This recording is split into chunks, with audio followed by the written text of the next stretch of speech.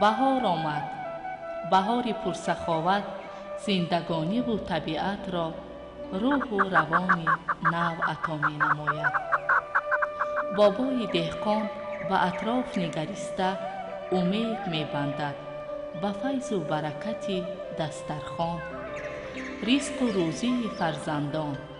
شکر می گوید با تحمل، اندیشه و اخلاص، نیتی پاک و آرزوها. بهار هر سال می آید، ولی طبیعتش این است که ما انسانها را هرگز ترک نمی گوید و از خود در همه جا نقشه و نشانی می گذارد.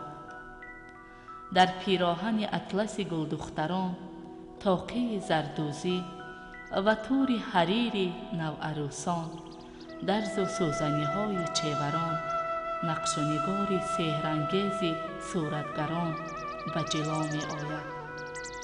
ای آدمان، بهار فرا آمده است.